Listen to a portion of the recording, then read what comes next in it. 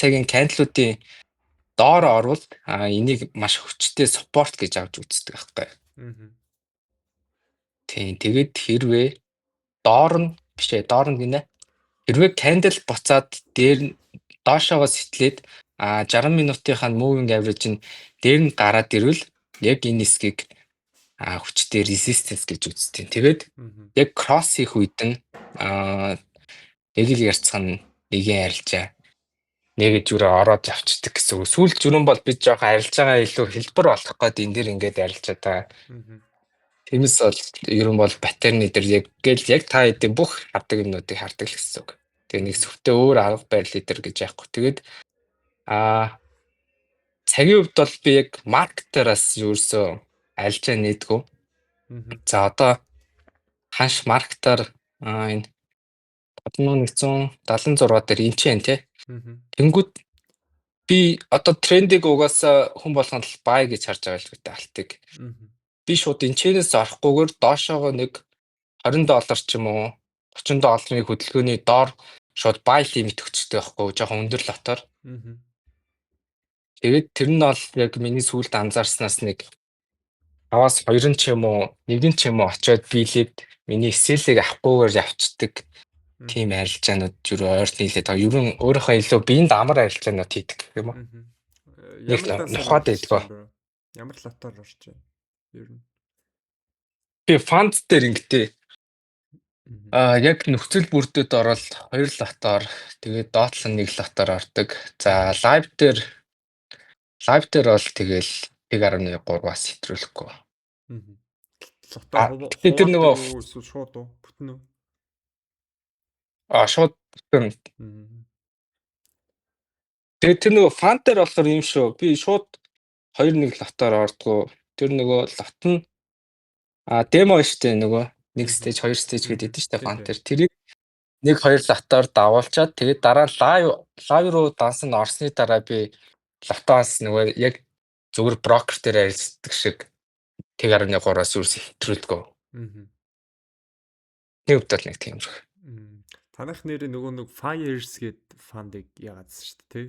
Партнер нь болсон байсан. Тий, Fires. Тий. Манай эдээс дараа нь цаг гарвал хэдүүлээ тэрний талаар ярина шүү. За, тэрийг үл сонирхоод байгаа шүү. Фанд яах гээд. Тийм хүмүүс байна. Сүүлд нь л тий. Тэгвэл жоо ойлгомжгүй л яагаад тэл таард. За ер нь бороо тэгээд биткойныг юу гэж харж байна? Одоо та бол жоохон крипто тал руугаа нэлээ их харилцдаг шүү дээ. Койныг заахаа бас нэг жижиг сектор рейнж яваад байгаа маа. Би яг энэ минутын хай лоу дээр харж байгаа л. За энэ хай энэ лоу. За би энэ лоу дээр очивол за энийг заавал хамах албагүй тий. Даан жоохон очингууд нь байдна. Энэ дээрээс очиж жоохон ойртол би сэлдэн. Маш ингийн. Ер нь range дээр л гэсэн үг тий. Range дээр одоогоор бол range дээр явж байгаа.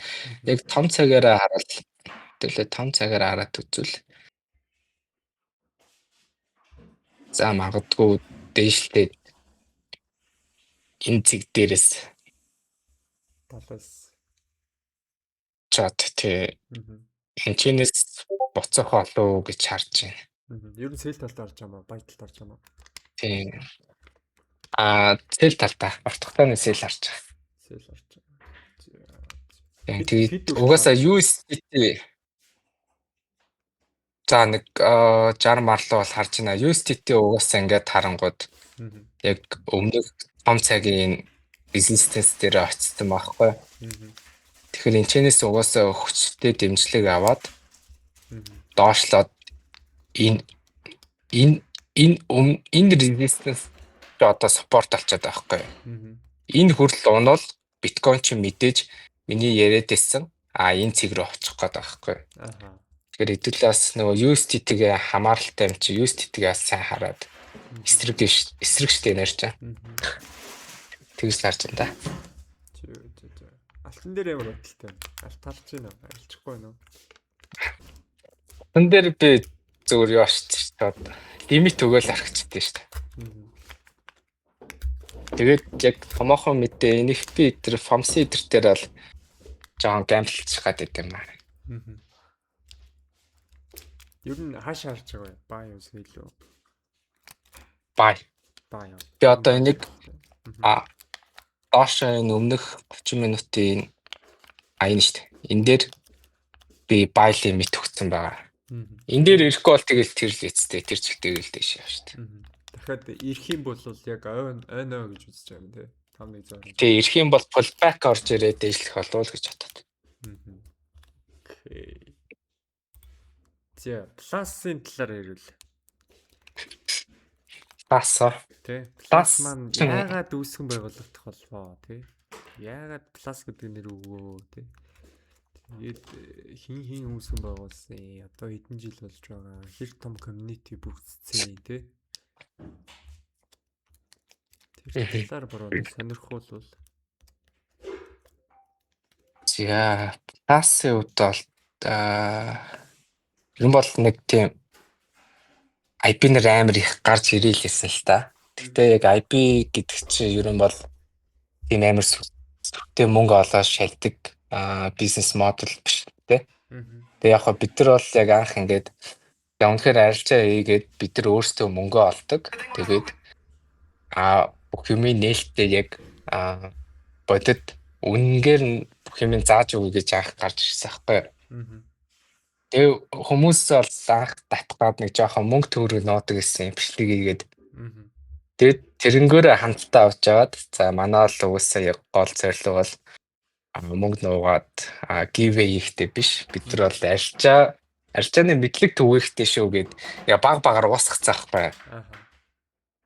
Тэгээ нэг юу байгаад энэ тэд мөнгө нуугаал те хүмүүс дагаал авчиж аваад тэгээл шүү дээ нэг хэсэг тэгж байгаа л баг-багаар өөрчлөгцөр байгаа л ер нь бол за бид нар чи яг ийм юм хийчихсэн юм аа гэл те.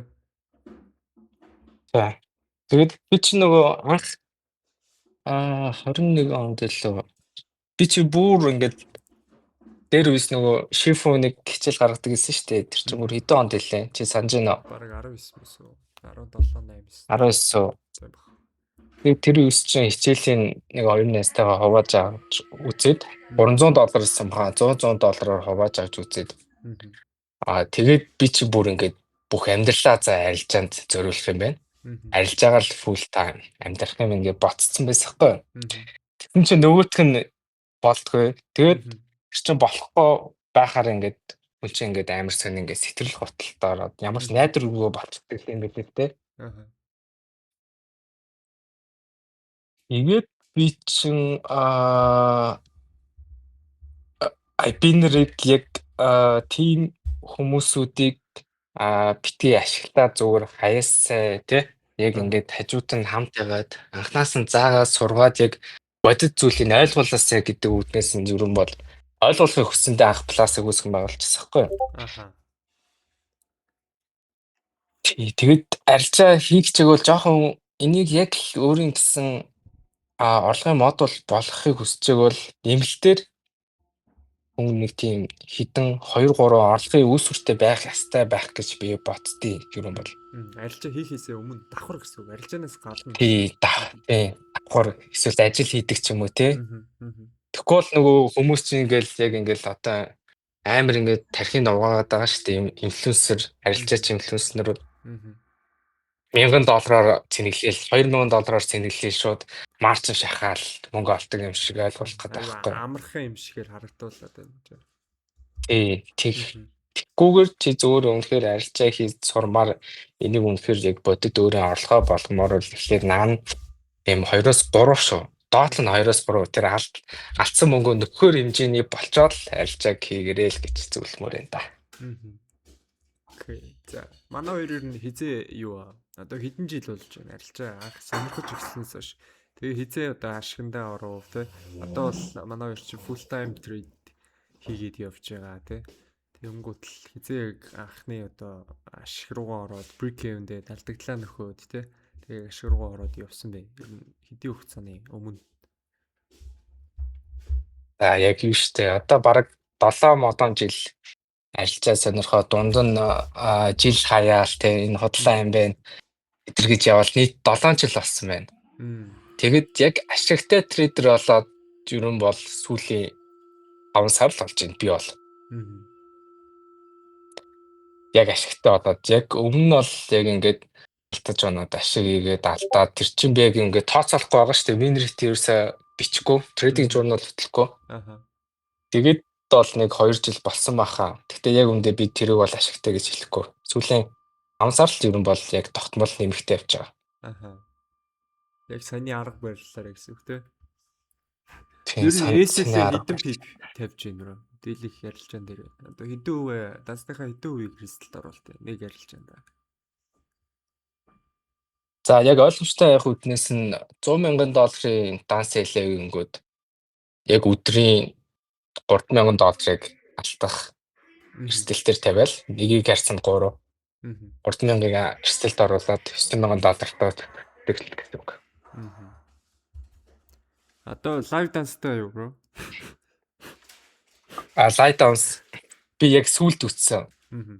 Цэрэглээд тэгээд ер нь бол нэг миний арга барил биш юм байна гэдгийг ойлгосон. Live юу? Binance дээр яг live байгаа. Яг broker дээр бол байхгүй. Зөв. Тэгэхээр нөгөө яг live trading-гээ Binance дээр хийгээл тий futures дээр хийгээл forex дээр бол нэг хийдэггүй fund талаар зүгээр юм байна л гэж байна тий. Тэгээ одоо ер нь болж яг юм. Одоо миний ингээд нийт хөрөнгө 100% гэж бодлоо. Тэнгүүд миний 50% нь болохоор яг юм stable доктортой хөрөнгө рүү орж байгаа байхгүй. Дандаа coin эсвэл зүгээр нөгөө долларын USDT-ийн stake хадгаламж гэж байдаг шүү дээ. Flexible earn гэдэг Binance дээр байдаг. Тийшээгээ шууд 50% нь би хийждэг гэсэн. За тэнгүүд 50% үлдэнэ. Тэр 50%-аараа болохоор би мэдээж фандаас авна те $500-600. Тэрнгөөрөө болохоор би нэг 50%-ийн нэг 5% нь л авна. Тэнгүүд 45%-аараа би шууд Binance дээр одоо нэг $50,000 ч юм уу те зүгээр жишээ шүү. Тэнэглээд биткойн Ether дээр арилж яадаг гэсэн үг. Ethereum Ether дээр. Окей. За тэгвэл одоо сайхан манад бол янз бүрийн туршлагатай янз бүрийн хүмүүс байгаа хэ. Тэгээд дөнгөж эхэлж байгаа хүмүүс тандаад те ямар зөвлөгөө өгөх үү? Хоёрт яг одоо нөгөө ашиг руугаа орно гэдэг чинь айгүй том моментум байгаад байгаа шүү дээ. Тэр момент руу ер нь яаж орсон юм бэ? Одоо тэр яг моментн руу орохыг ингээ хүсэж байгаа хүмүүс ер нь яг юу хийх ёстой? Тэр талаар ингээ хоёр асуулт гэсэн. Эхнийх нь анхан шат, дараагийнх нь яг ашиг руу ороход яг юу хэрэгтэй юм бэ? Хүнээс юу хэрэгтэй? Мөнгө хэрэгтэй юм уу? Чадвар хэрэгтэй юм уу? Тэ арга барил хэрэгтэй юм уу? Эсвэл сэтгэл зүй хэрэгтэй юм уу? Яг аль нь юм бэ? Юу нэлээд хэрэгтэй санагдчих. За анх яг сурч байгаа хүмүүстээ бол зөвлөхөд за мэдээж угаасаа technical analysis, fundamental analysis тэрийн тодорхой хэмжээний basic мэдлэгтэй байх хэрэгтэй. Тэрнээс гадна хамгийн том зүйл чинь би нөгөө анх хичээл үздэг хатаа л ингээл мөнгөний менежмент яриад шунлаа дарах итэргээл юм сүртэй юм ярьдیں۔ Би ч одоо ингээд яг үндэ брокероос MetaTrader дээрээ дасаа холбож чадахгүй юм байх чинь юу сонь юм ярьдیں гэж боддог гэсэхгүй. Тэгээ яг ингээд одоо миний үс чинь 7 жил гэдэг чинь урт хугацаа 7 жилийн дараа за харангууд хамгийн чухал юмнууд нь яг үндэ тэдрээсэн байхгүй. Мөнгөний менежмент те шунлаа дарах. Тэгээд хамгийн гол нь доктортой харилцах. Тэггүйгээр өнөөдөр чи ингээд дансныхаа 20%-ийг алчаад юу ч бодлогүй шууд араас нь дахиад нөгөө 20% ингэ нөхгүй л revenge trade гэдэг нь штэ маркетаас одоо өшөө авах гэдэг штэ. Атгалаа заавал нөхгүй л дахин харилцаа гэж автаад байвал зарилцаж болоогүй байна л гэсэн. Чи хэдий тийм амар мэдлэгтэй маттыг ингээд амарлаглаа SMC идэргээл одоо орчин үед амар ярьд штэ CRT, CFT идэрч үчвчл. И мэдлэгтэй ягаас ч гэсэн тэр шунлаад дарж чадахгүй бол мөнгөний менежментг бол ашиг руугаа орж чадахгүй л гэж байна. Тэгээд ганц сурах ёстой. Өдрийн $500 хийсэн бол тэгээд шууд маркет харахгүй байх ёстой. Гэхдээ тэгээд шунлаад дахиад $500 болгоно. Тэрийг $50,000 болгоно. Тийм болгодог хүмүүс байгаа. Чи чадахгүй гэж магадгүй шүү дээ. Тэгэхээр яг хамгийн гол нь доктортой орлого гэдэг чинь амар чухал гэдэг болохоор иймэрхүү яг тийм нэг сэтгэл зүйн чадвар дээр илүү суралцаарай л гэж боддог. Тэгэхгүй бол хитрхи ингээл техник анализ те. За энэ мэдээ яаж хатна вэ? Мэдээ рүү анхаарлаа төвлөрүүлээл Бид бол яг хөтэ тэгэл тодорхой хэмжээний жижиг хөдөлгөөн шүү дээ. Тийм тэр техник анализтер ч гэсэн тэгэл яг өөртөө гэж бодож байгаа арга барилаа олоо авцсан бол тэгэл тэр чинь ингээл хажуугаар нь болдог зүйл байна. Тэгвэл бол сэтгэл зүгээл сайн хэлж ястаа да. Борооноос ингээд нэг анзаар үзсэн. Би ч юм бас анх ингээд сурч байхдаа л нөгөө чиний сайн хэлүүдэд SMC ICT гэл бүгдийн суралцаа явж байгаа шүү дээ. Угаасаа бараг сурдахгүй тэр юу юм бол гэж бодоогүй тийм трейдер бол байхгүй шүү дээ. Бүгд судалж байгаа тий. Тэгэнгүүт л тэр мэрийг ингээд судлаад ингээд да гэж явж байгаа. Яг хөө тэдрээс би авах юм аа бол авсан.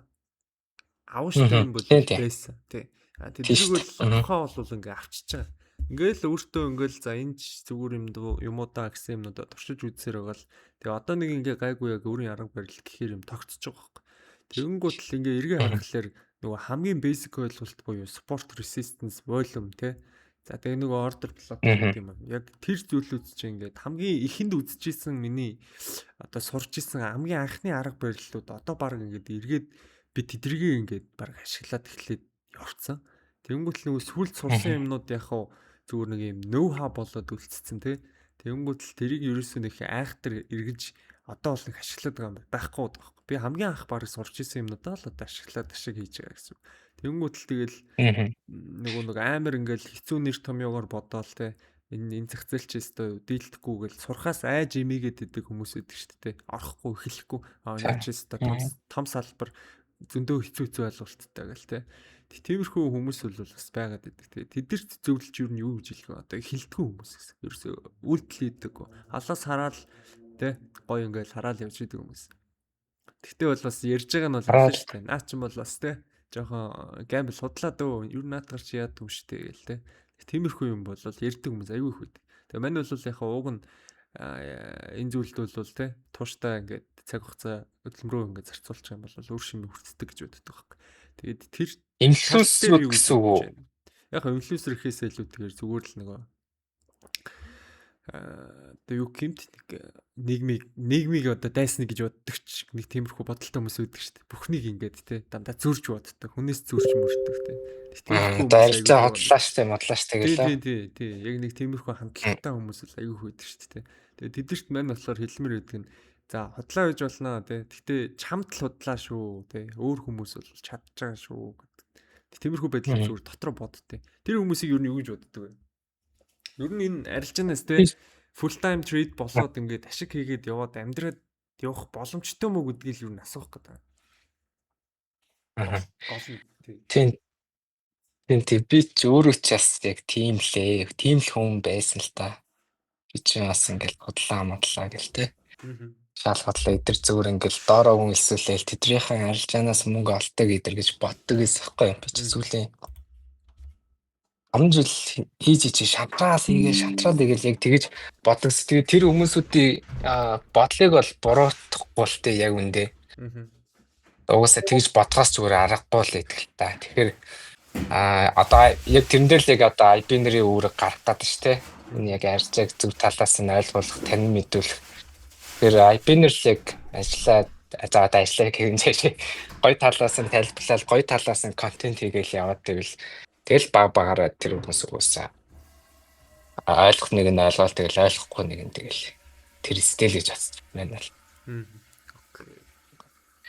Өөр юм игээл явна зү. Заавал арилжаач болно болохгүй шүү дээ бохоо.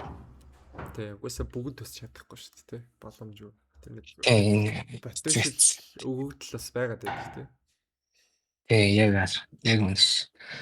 Энд чинь яг үндэ ингээд зах зээлийг таамаглаад байгаа байхгүй ер нь бол ирээдүг таамаглаад. Тий. Тэгэл магадлал дээр л яваад шүү дээ тий. Яг яаж зүгээр таамаглах вэ гэдэг нь л чухал. Юмс бол яг энэ тэгээ дээшлээ тэрэн дээр очин гэдэг зүйл байхгүй. Зүгээр яаж яг ямар арга барил аваад яаж эрслээ инээд энэж таамаглах вэ гэдэг нь л чухал.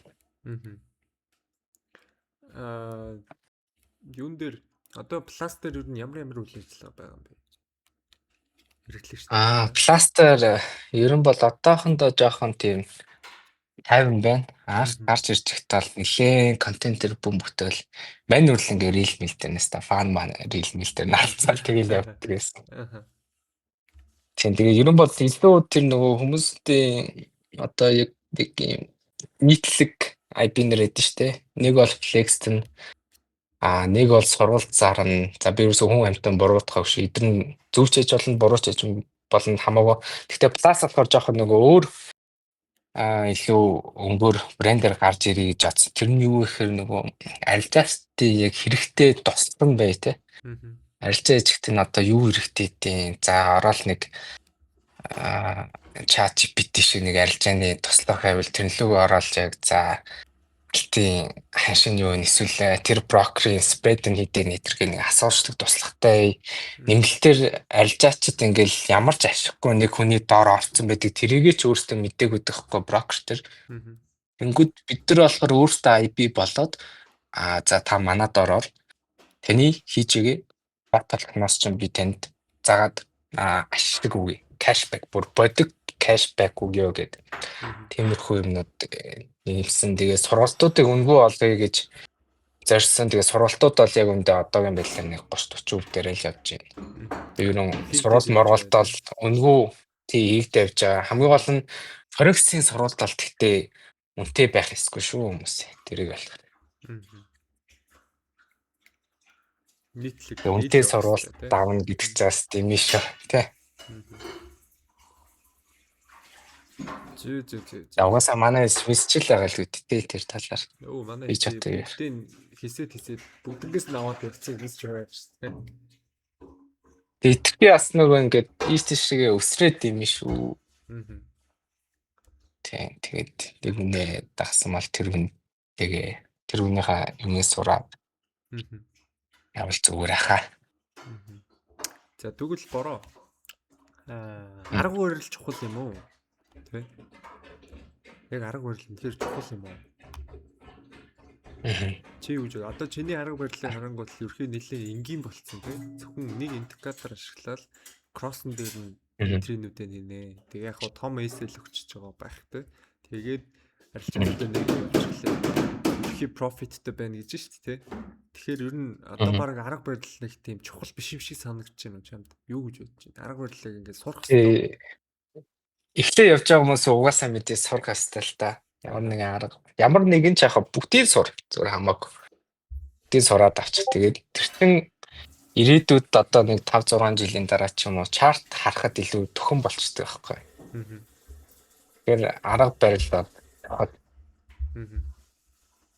за тэгвэл угаасаа ингээл цааштай бол угаасаа нэг арга барилтай байлгүй. Тэгэл яг чиний нөгөө спорт resistance гэдэг чинь ямар амар тийм тий чарт харахад хэрэгтэй зүйлээсэн гэдгийг угаасаа ойлгоо явчих хаа. За тэгвэл сэтгэл зүй одоо би үл жоохон дургу. Яг нөгөө сэтгэл зүй инглээд ирлээ гээл тий. За энэ чинь инглээ гээл. Энийг яах вэ гэж ингээл нөгөө өөрийгөө ингээд нэг тархины блок хийгээд байгаа юм санагдаад байна. Тэгээ би үл ерөөсөө сэтгэл зүйдэр яг анх бол ингээл бас судалж явах сэтгэл зүй чухал юм байна гэж боддог. Тэгээ одоо ингээд ер нь харахаар ер нь сэтгэл зүй гэж баларч яхаар зүгээр л хийх ёстой юм гэдгийг ингээд би ойлгочиход байгаа. Тэгээ би ерөөсөө тэр сэтгэл зүй талтай нэг анхаарал ач холбогдол өгдөг. Аль болох ингээд те emotional байхаа болоод те нэг ропчиг зүгээр л хийж байгаа юм хийгээл те техник анализ хийгээл тэгэл ингээд яваад байна. Тэгэхээр бороо ер нь сэтгэл зүй тал дээр юу гэж боддог вэ? Яг үнэхээр тийм амар арилжаа чухал юм. Штэ би сэтгэл зүйг харахтаа болохоор яг нөгөө сая өмнө ярьсан шиг яг тэгэл сэтгэл зүйгээд одоо нэг бүлэг дотор чинь зөндөө багцж байгаа мөнгөний менежмент шунлаа дарах тогтвортой арилжаа хийдэргээл бүгд багцж байгаа. Энийг байхгүй л угаасаа ашигтай арилжаа ин гэж бодлаа гэж би өвдө боддөө шүү. Тэгээд угаасаа багтдаг юм уу? Одоо би чи ингээл зөндөө яг арилжаатай холбоотой компаниар ажиллаж байлаа. Одоо л тэгэл MFT хабдаас ингээл суугаал явж илэн арилжаачдын нэгдсэн орчин тий хүмүүс ирж арилжаа идэг газар. Тэгээ харж байхад угаасаа сэтгэл зүй угаасаа номер 1 хэлээд юм байна гэдэг ойлгоо явж байгаа байхгүй. Тийм тэр чинь тэгээ шуналтаа хүмүүс амар их шүү дээ. Тэр нөгөө олоогүй мөнгөний одоо арилжаанд оронгуудаа за одоо нэг $20 хөтлөөд $30 эсвэл $100 $200 хөтлснийхэн дараа би $4,000 $5,000 болох юм нэг олоогүй мөнгөө ашигаа бодоод хөвчтэй байхгүй. Гэх ямар таахгүй энэ минь чи ингээл одоо наад захын сэтгэл зүйтэй л холбоотой байдаг. Тэр би сэтгэл зүй амар чухал гэж бодсон юм аа.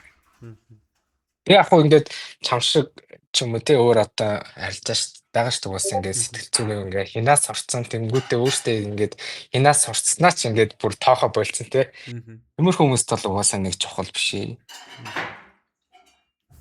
Тийм нэг жоох асуудалтай арилжаач зөндөө идэм дөө сэтгэл зүгээ асуудалтай арилжаач. За нэг асуулт ирж байна бро. Тэр сургалтын талаар мэдээлэл авмаар байна. Нэгт саяны ярьсан. Хоёр талаар GPP-ийг хараад өгөөч ээ. Би пэр ястай арилжаа идэггүй шүү уушлаарай. За пэр арилждаг үү. За сургалтын талаар би ерөн классын сургалт Plus Mongolia.com гэх вебсайт дээр үнгүү байрсан байгаа. Тэгээ ороод анхан шатныханд юурын бол зориулсан шүү. Тэгээ дунд монд эсвэл амар мэдлэгтэй ч гэсэн ашиг руугаа ороогүй байгаа хүмүүс ороод үзээ тийм яг уу.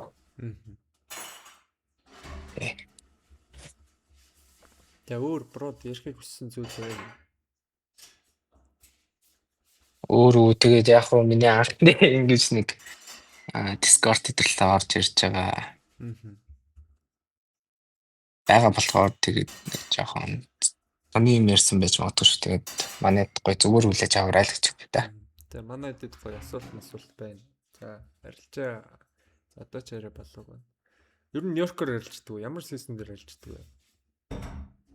Юун дээр би нэг өглөө ирэхээр угаасаа яг Аз дээр дарчдаг байхгүй. Тэгээд ажлаа эхлэхээс өмнө нэг Аз дээр оролт хийчтэй. Тэгээд орой Нью-Йорк дээр бас нэг гэртээ яриад оролт хийчихнэ. Гэхдээ Нью-Йорк дээр ихэнхдээ л юм бол тэгээд угаасаа алддаггүй ч юм гэж. Ер нь бол Аз юм байдаг. Аз бол айгүй гоё тухтай. Тийм штэ. Гоё смут штэ. Тийм штэ. Чи нэг амар сүртүүлдэг. Зөвлөх хүн тий. Гэл нэг чигийн хөдөлгөөн явуулсан тий. Зүгээр асуух юу хэрэгтэй юм бэ гинэ. Энэ асуултууд наан ирж байгаа. Чатан дээр бро. Тэгээ хажууд талтай. Би 26-тай.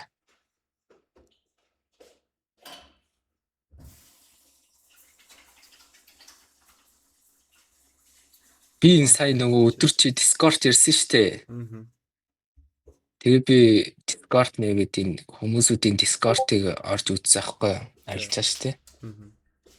Зин чин хүмүүс бүр амар ингээд Discord руу илүү төлөрсөн байт юм тий. За яах вэ? Гэтэ ер нь бол Telegram-д их хамаагүй юу шүү. Хамаагүй хурдан одоо бүрддэг гэх юм. Discord юу бол Telegram бол хамаагүй хурдан. Ихэнх нь аккаунттай юм шиг байна. Discord бол харьцангуй баг. Тэгээ одоо нөгөө яг насны англи бас жоохон байгаад шиг байна. Generation жоох өөр байгаа. Тэнгүүт л нөгөө жоохон дэшигээ болоод ирэхээр байхгүй яаж ашиглах уу яаж нээх үү гэх тийм асуудал гарна. Доошогоо бол асуудалгүй. Ямар ч асуудал бараг бүгд байгаа. Тэгэхээр ер нь бол нэг жоохон фанд ярих хэрэг өчтөр фанд ярьсан гэсэн аа. За одоо тэгвэл фанд ярил л та бро. Fiverr-ийг та партнер болоод явж байгаа. Ер нь ямар фандинг платформ юм те. За тэгээд та яг ямар харилцаатай байгаад байгаа зүгээр ингээд нөгөө партнераар те хамтраад ажиллаа явж юм уу эсвэл sales хийж өгч юм уу те ямар хөө байдлаар юу явж байгаа. Тэгээ ер нь яг ямар фандинг ямар давуу талтай те бусдаасаа хэр том юм гэж юм. Аль улсад байрлалт ингээд бүтэн нэг гоё Fiverr ярьж өгөөч. За миний дээрээс үнслээд харал юм бол Fiverr бол шилжсэн. Тэгээд 3 дансны төрөлтэй. За 3 дахь нь бол сайн мэдгүй. Би нөгөөс ашиглаж байгаа. High stake, hypergrowth гэдэг 2 дансны төрөл гэдэг. High stake нь болохоор зүгээр яг бидний яг ингээ хэрэгэл сурсан нөгөө 2 stage-тэй данс гэдэг шүү дээ. Яг тийм 2 stage-тэй давтаа шууд live данс амждаг. За нөгөө hypergrowth нь болохоор маш давуу талтай.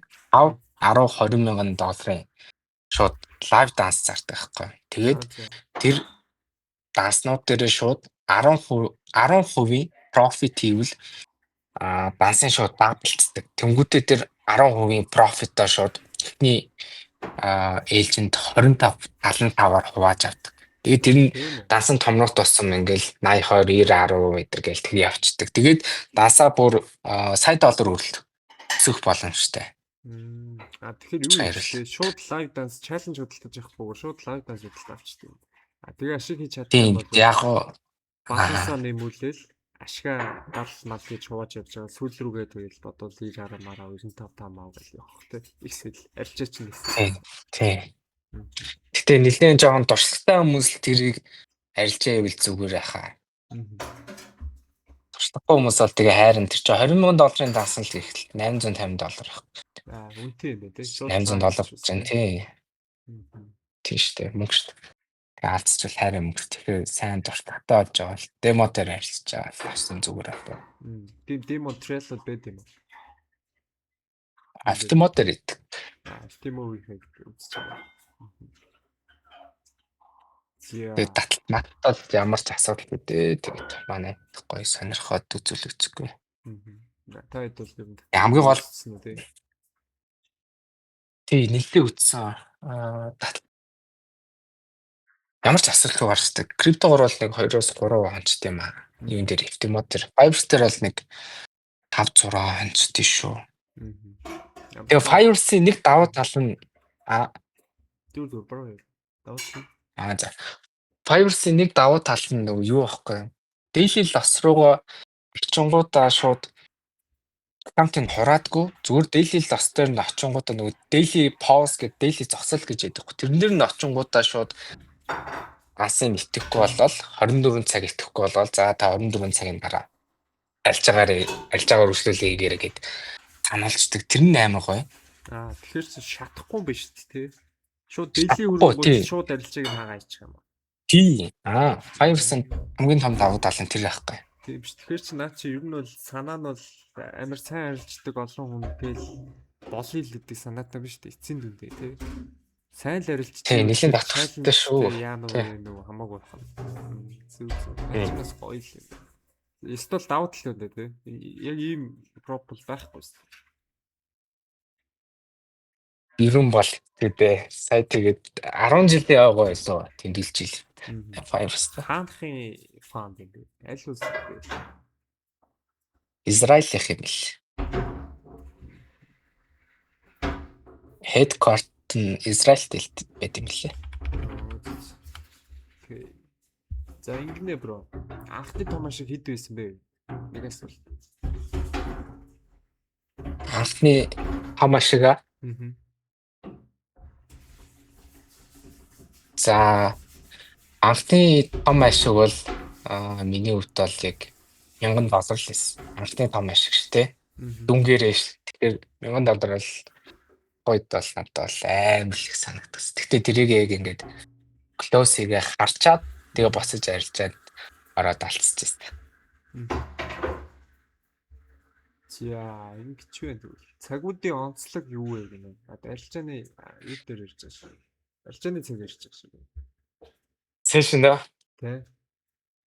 За мэдгүй тэр мэр тэгээ нарийн ширийг нэг сайн мэдгүй ш. Тэгээ лаац дээр л арилж ич штэ.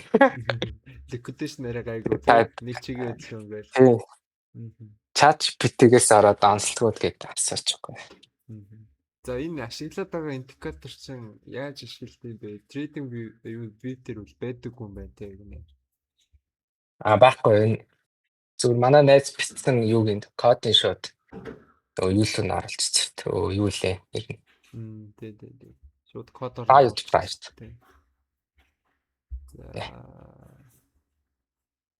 FTMO cash out эхнээс 14 хоног байдаг уу? Эсвэл эхлээд сараар эхлээд цаашдаа 14 болдог юм. Бороо FTMO мэдэх юм уу? Мэдэн лайв руугаа ороод шууд 14 хоног арилжаа хийснээс чинь хойш 14 хоног нь ингээд явж идэв. Тэгээд тэр 14 хоногийн дуусангууд нь чи юу ашиг хийсэн бол шууд татчихлаа. Reward гэдээ оч гарч ирээ тэрнээр дараа татсан. Тэг. Яг хоног нь багс тэмээс байдаг шиг байна. Санаа. Ашиг татдаг хоног нь багс юм шиг. Хоног нь 7 байдаг аха. Данснасаас онцлогоос нь хамаардаг. Минийх чинь 100,000 swing live болохоор 14 хоног л байдаг. Минийх дээр л. За Plus Mongolia-гийн ирээдүйн зорилго план юу вэ гэх юм. За ирээдүйн зорилгын хувьд бол ерөн илүү фанд руугаа төвлөрье гэж бас бодоод байна. Тэгээд гоё лайв трейд хийж эхлэе, бактест хийж эхлэе. Саяас нөгөө Plus Talk гэд манай Plus-ын үүсгэн байгуулагч Эрхмээ трейдер, Эрхэн баяр. Тэгээд Гамболт хоёрын нэг тийм Plus Talk гэдэг нэг контент эхлээд явцсан байгаа. Тэгээд өөр бол нэг сүртэй зорилго албаа. Тэгээ фандыг илүү дэлгэрүүлээ, фандыг илүү таньмтуулъя гэсэн зорилго байна да. Одоогийн үед. Тэгвэл ингээл баахан ингээл брокер айбинер болсон юм чи одоо фанд жоохон тийм шинэлэг яах болов уу гэж бодоод байгаа шүү дээ. Зөв. Контентэнд нь орж болох уу? Ямар контент гэж мэдэхгүй шууд орох ч шүү дээ.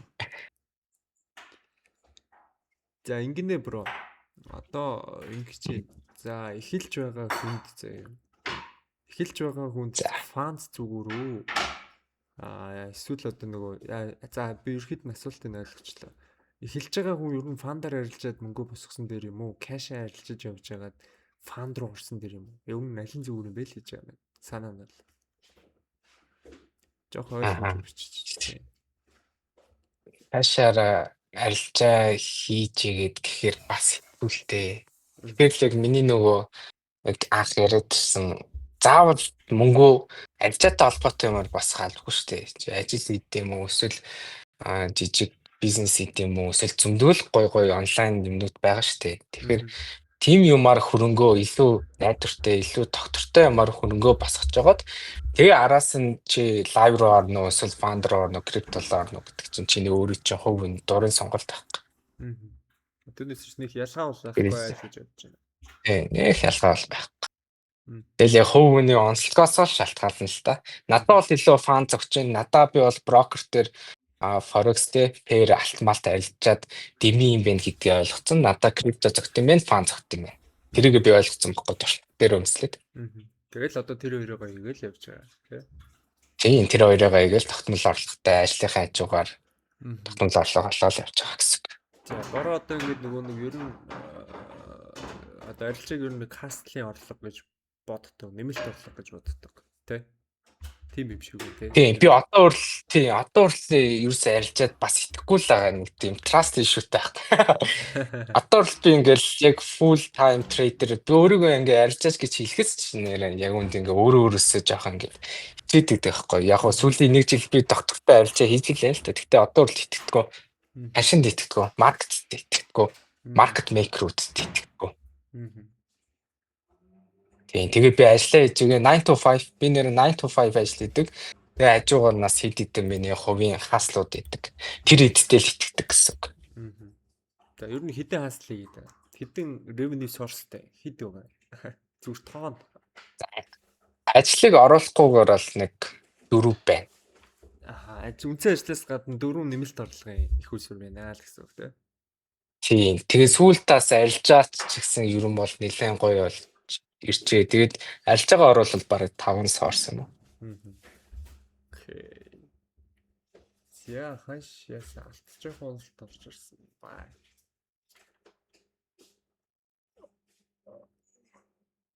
Бөрөө ер нь ингээд арилжихтаа ингээд нэг хараа суудаггүй юм шиг шүү дээ. Ерхий харж байгаа л нэг цэгээ ангуутлаад энэ ч нэ лимитэ тавиал тэ. Тэгэл томхон хэлээ өгөөл. Тэгэл ирээл цохихгүй л тэгэл яг хөө дараа нь тэгэл дараагийн цэгээ гээл тэ. Цэгүүдээр нь амар гоё ингээд хайван арилжаа их туртай. Тэгээд хоббигоор арилжаа их туртай. Тэгээд цэгүүдтэй бол угаасаа одоо жишээлбэл чи саяны тэр дотлын цэг дээр 5.126 дээр тавьсан гэдэг гисэн шүү дээ. Яагаад тавьсан? Тэгээ энэ дээр энэ бол тэгэл амар сим шүү дээ. Дотлын паттерн байгаа. Спорт паттерн, тренд паттерн. За би энэ дээр угаасаа ирж зохих юм байна гэж найдаад байгаа шүү дээ. Би маркетед бай авах гээд ирээд эн чинь доошлоо явуул тэгэл миний эсэлийг аваад явна шүү дээ. Тэгхгүйгээр би энэ дээр ирээд ингээд явах юм байна гэж найдаад лимит өгсөн гэсэн л үг. Мгм. Тэгээ яг гоо энэ чинь өмнөх лоун энэ өвтгөө яваад 있었гүй. Мгм. Өмнөх нэг цагийн лоуда. Тэгэхээр одоо тэнд дахиад унаад орж ирлээ гэж бодоход дахиад нэг лөө хийгээл тийшээ хай тий. Тэгж л харж байгаа юм шүү дээ. Тий. Тэгээ би нөгөө сүүлд хийсэн шүү дээ нөгөө CRT гээд.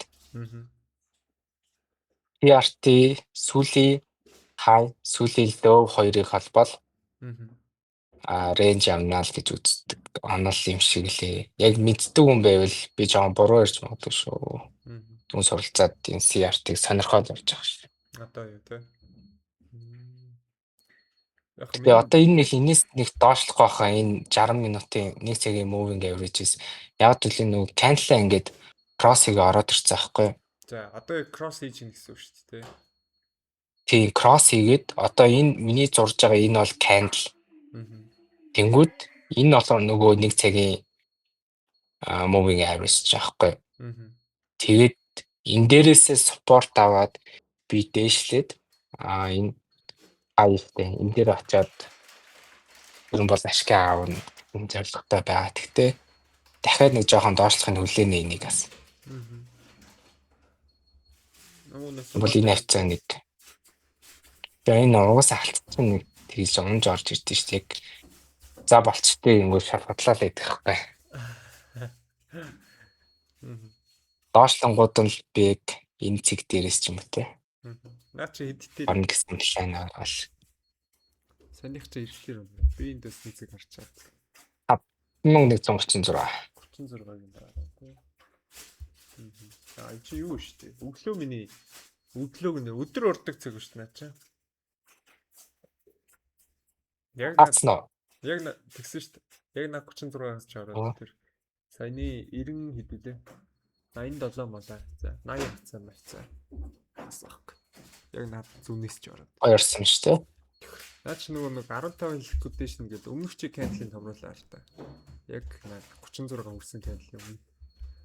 Тэр яг нэг зүү үсгчээд би буцаж унж ирээд шалгасан байхгүй. Яг нэг liquidation авч байгаа юм шиг. Үлгөө орч ирээд. Дотлох юм баха. Наадны 4-5 гэдэлж шүү дээ. Хамгийн доотлоо. Тэгээ яг тэр зүүдтэй доошоо унж орж ирсэн. Тий. Яг наадтай чинь за liquidation хийгээд 15 минут liquidation орж ирж байна. Тэгээ наанаас чинь бага гарсан байхгүй. Тэгээ нэлээд барьж түрүү хэдий үед лээ. 6 мөрөг юу гэдэг. Тэгтээ зах зээл нэлээ ерөн бол савлгаатай болсон. Тэгээд swing барихад амар хэцүү болчихжээ. Би одоо ингээл за энэ өмнөх лоуд дээрээс бай өгсөн тий. Дээшлээд би энэ дээр очино гэж бодсож байгаа ч гэсэн үе ингээд ороод харангууд юусоо очихгүй юм шиг санагдаад тэгээд тал дээрээс нь ашиг авчиад байгаа байхгүй. Тэгвэл ингээд амар савлгаатай. Хизээч миний орсон цэгээс дээшээгээ явхааргүй болчиход байгаа байхгүй алт малтыг одоо харангууд. Жохоо арилцахад тэгэхээр ерөн болж байгаа. Зөв скал талтаа л арилжээ гэл. Гэ аваал явчихин да. За. Окей бро. За споч Нью-Йорк нэгтгэж байна. Бараа юу гэж бодож байна? Арилжаа хийх үү хийхгүй юу? Хий гэж бодож гинөө хийхгүй гэж бодож байна. Жохоо хүлээх байртай байна. Заац.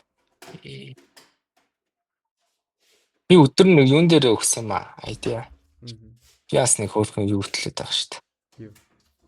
Телеграм. Миний юу Telegram сая харагдаж байна уу? Харагдахгүй. Харагдахгүй нэ.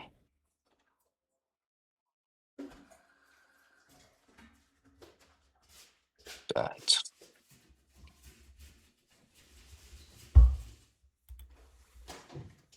Грандер би нэг жоохон ID айдэр өгөөж яваад байгаа байхгүй. За ажлын хажуугаар. Энд ч бас их цаг орд юм байна. Тийм үү. Тэгэд нэг тэр хитэн ID-нар нь явахгүй болохоор бүр тэрэндээ бараг готраад гэж яа. За би ингэж ID өгөхөөр төрлийн хүн биш юм бэ гэж мэгээд яа. Яг хэцүү ажил хэлээ шээ. Яас их юутэй хэл амтаа шүү дээ. За тэр Telegram би Discord-д жоох ажил сурж байгаа дараагийнх дээр хараа л та таад. Окей. За тэгвэл дуусгах уу? Юу гэж бодож байна? Арилжаа хүлээж байгаа нэхгүй гэвэл дуусгаж болж байна. Тэгээд мань үргэлжлүүлж бас болж байна. Эсвэл өөр ярих дутуу юм байна уу те? Нөхцөл бүрдэхгүй болоо угаасаа хүчээр ороод явах тий. Тэгээ одоо угаасаа би өнөөдөр нэг арилжаа хийж гэж бодоагүй байсан угаасаа. Тэгээд ерхий тэр үнэхээр сонирхоод тий. Доор 22. Тэгээ ерөн бол доошлохыг л харж байгаа би. Доороос нь л баятахыг харж байгаа. Тэгээ угаасаа хүн болгон л тэгэж харж байгаа л үү тий. Асуулт байвал асуугаад тэгээд болохгүй бол нэг 2-3 минутын дараа асуудаг. Бараг өөрөө Discord-оор явуулсан байгаа шүү дээ. За guys тэгээд юу вэ нэ? Асуулт байвал асуугаад. Байхгүй бол дуусгая да.